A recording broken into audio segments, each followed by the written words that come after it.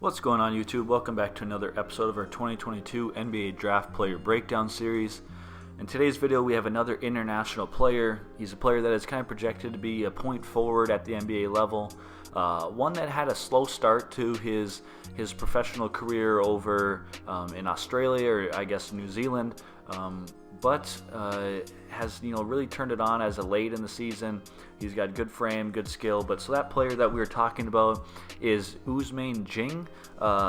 That is how the announcers were pronouncing it in the couple videos I watched. So I'm sorry if that is wrong pronunciation. But so Ousmane, he is a 6'9", 185-pound kind of small forward. He's got a 7-foot wingspan.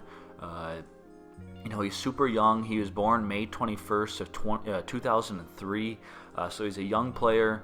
He just played this past season with the New Zealand Breakers. He's from France originally, and like I said, he has a bright NBA future, I think, in my opinion. He's kind of projected to be in that middle of the second round draft pick this year. But so let's go ahead and look at some of the strengths of Ousmane. So some of the strengths of Ousmane is the fact that he kind of projects to be a point forward. The NBA is kind of moving towards bigger players that can kind of play any position. They can handle the ball. They can make decisions off the dribble at kind of that bigger size. So you can see over players. So Ousmane kind of projects to be, like I said, that prototypical kind of point forward. He plays a small forward position, but can handle the ball, can bring the ball up. He kind of reminds me a lot of Scottie Barnes, someone that kind of also projected to be the kind of that point forward.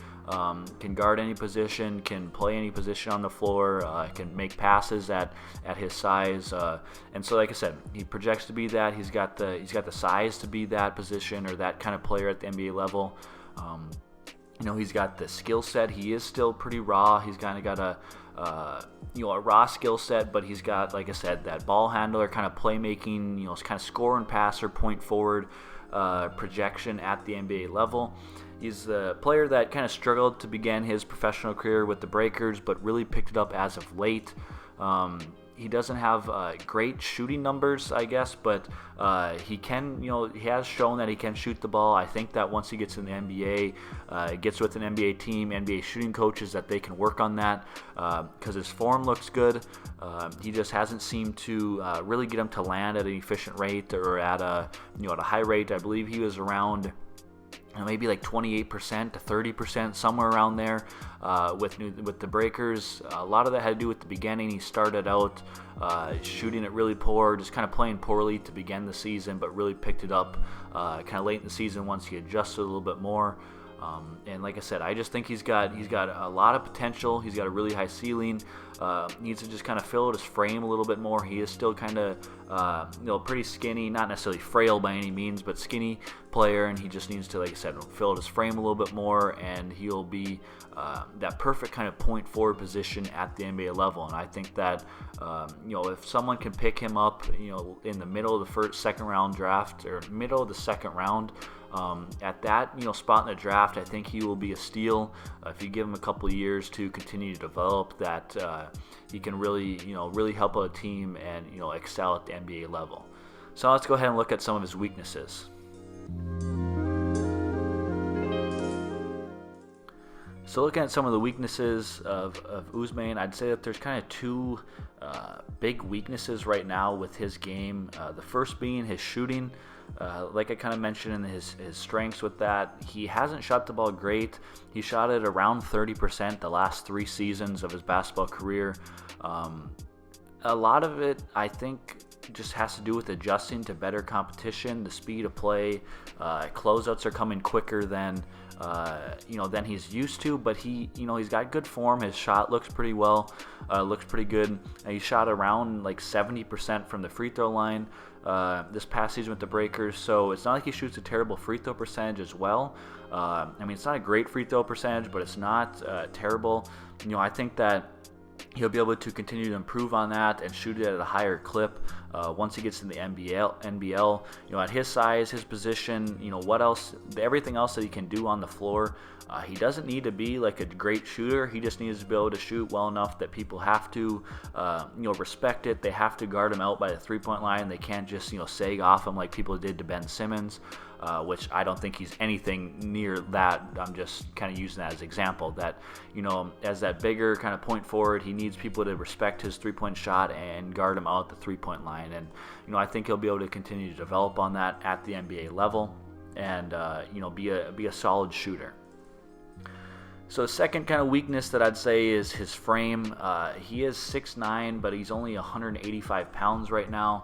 He's got a 7-foot wingspan, so there's a lot of room for him to continue to improve on his body, fill out his frame, continue to build up some strength, put some more weight on to be able to, allow him to use his frame to his advantage a little bit more at the NBA level. He's got all the tools to be an excellent defender, someone that can defend multiple positions at the NBA level.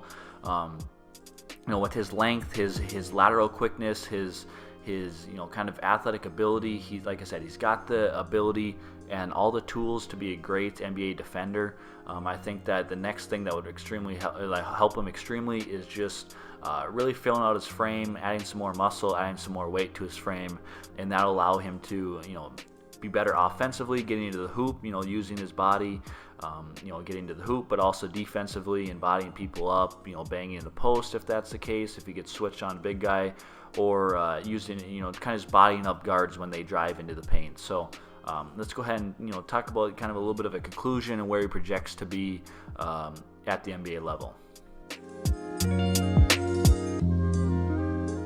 So Ousmane is a player that, like I mentioned at the beginning, is projected to be kind of middle of the second round in this year's draft. I myself am extremely, I guess you could say, biased towards bigger players that can kind of play that point forward position, can really do it all. They can guard almost any position on the floor. They can play almost any position. People like Scottie Barnes. Last year I was extremely high on Scottie Barnes. I predicted that he would be the Rookie of the Year. Then that ended up coming true and happening. I don't know if Ousmane is necessarily as skilled right now as Scottie Barnes was coming out of Florida State. But I think that he projects to be kind of a similar player, one that can, like I said, be that point forward, can play multiple positions, can guard multiple positions, but I think he'll be, in a couple years, a very solid player at the NBA level. It just kind of depends on how he develops here in the next, 2-3 years. But I want to hear from all you guys in the comment section down below. Make sure to leave all your thoughts, all your comments in the comment section down below. As always, make sure you hit the like button on this video. Hit the subscribe button, join the channel, join the conversation. Make sure you share this video with your friend, and we'll see you in the next one. Peace.